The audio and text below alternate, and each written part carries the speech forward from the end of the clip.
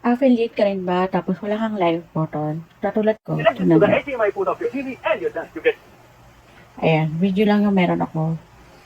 Kaya ang gagawin natin, pakontakin natin si customer service. Balik tayo sa me. Tapos itong chat with Shopee. Tapos eto. Ito ay understand. Hello, I would like to request a live button.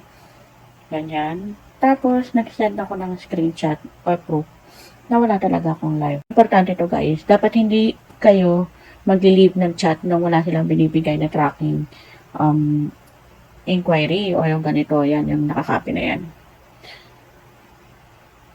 Kasi yan yung receipt nyo na talagang gumawa ng ticket. See?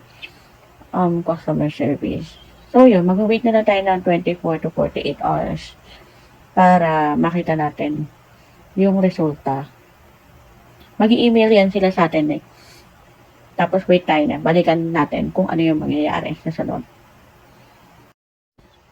So, eto na guys. Nag-email na sila. Guys, nag-email na sila, diba? Punta na lang tayo dito sa paano pa ito. Dito sa notification, kiklik natin yan. Tapos, Shopee update. Ito na yun. Sabi kasi dito, currently not eligible for live stream. Hindi naman sinabi kung kailan siya magiging available sa atin. So, ngayon, tatanungin natin kung kailan. Diba?